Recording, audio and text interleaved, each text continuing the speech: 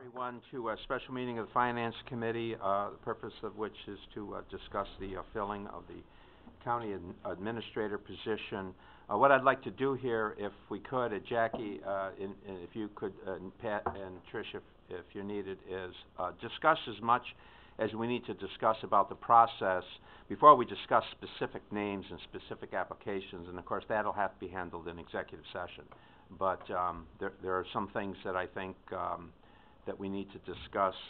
One of the things that I'll put out there is in terms of the schedule that the committee adopted.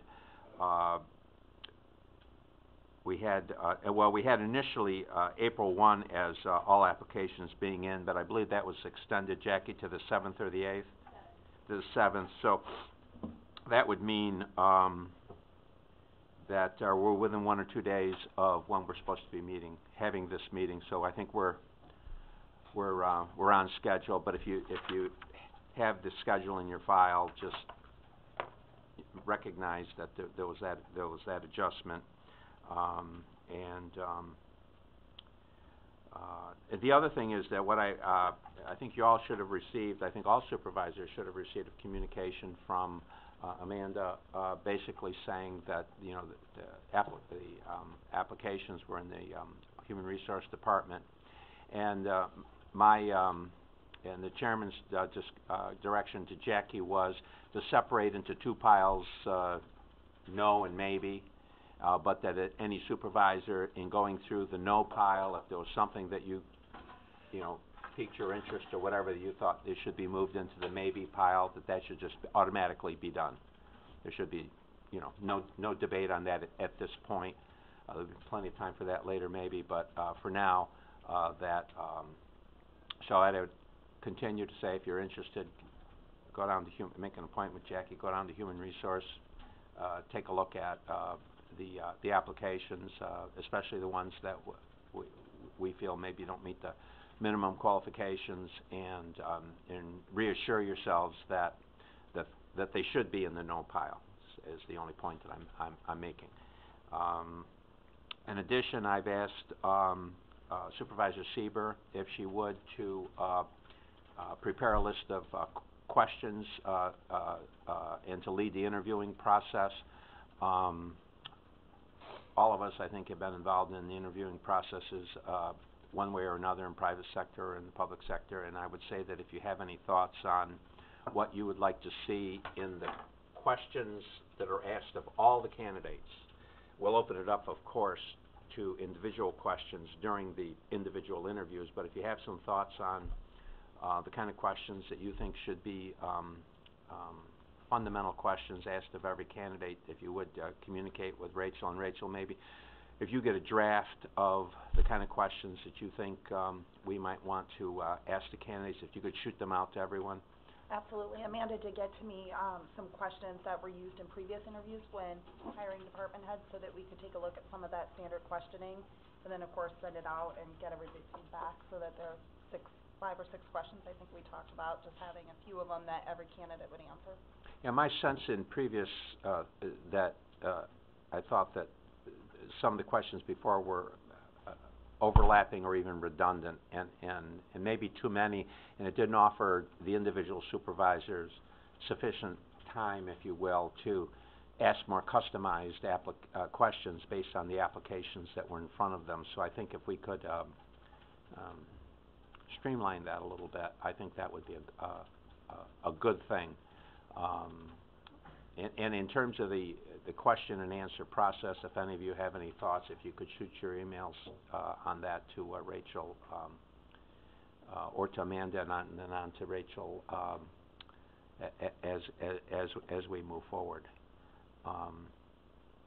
We have received, I don't know if I have the latest count, Jackie, the latest count is how many applications?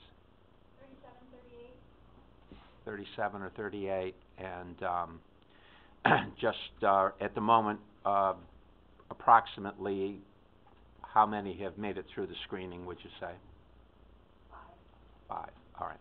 So you can see the importance of going down there and going through the applications, particularly the ones that are questionable at this stage, because we wouldn't want to inadvertently miss something.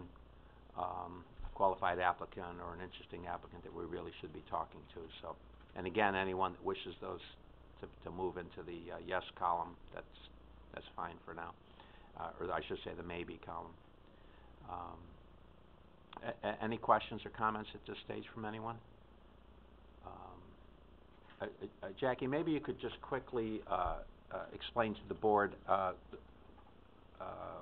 via the internet a lot of the applications that we received and what might have happened there.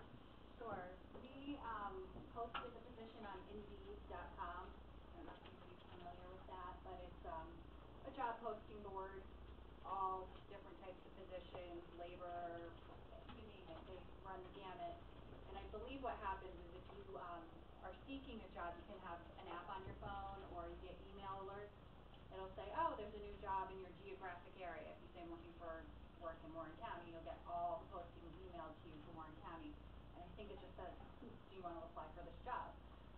They don't necessarily read the full description, say if they're qualified or not. They just say yes. So that's what those 30-something applications are that have come from, I think we have some, I remember an anesthesia aide, a stay-at-home mom, truck drivers, there's 2 wedding DJs, just anyone who gets that email alert says sure, because it's not any effort to apply for the job, so they just click the button and then I got a little you can tell they filled in a form, all of their resumes are in the exact same format, and they were all the first probably 20 applications we got was just from that within maybe a 48 to 72 hour period. And that's important to understand. And they all just That's important to understand in terms of, you know, how you go from 37 or 38 to a much smaller number so quickly. But again, please, even if you're a little curious, you might want to go down and take a look at the applications, just to make absolutely sure that we haven't missed something here, or there's something that you think piques your interest. Doug? Yeah, the 5 that we've narrowed it down to, although it can be expanded, what sources did they come from? They didn't reference the source, unfortunately, in their letter. I was going to add a category to my spreadsheet to see what the source was, and they were I think we received 6 through the mail. They just came, one of them was FedEx, I think, and the rest were U.S. Postal Service, but their letter doesn't say where they saw the posting. So if we move forward with them, I'm happy to ask that. Yeah, when I reach out to them, because it's good to know what sources we're coming from. Yep. We should skip next time. Okay. Any other questions, general questions for Jackie at this stage? If not, we're going to be discussing the specific applications that we have, specific names that we have at this stage. And to do that, Brian, we're going to need to go into an executive session, the purpose of which is to discuss specific individuals and employment. That is a proper basis for an executive session, Mr. Chairman, under 105, 1F. So we'd be discussing the specific employment history of specific individuals in preparation for appointment. That would be an executive session. Great. So at this time, the chair will entertain a motion to go into executive session. Rachel, second. Claudia. All in favor? Aye. Opposed? I would ask Jackie and Trish to stay, and Amanda, if you would stay as well. He had cancer in case he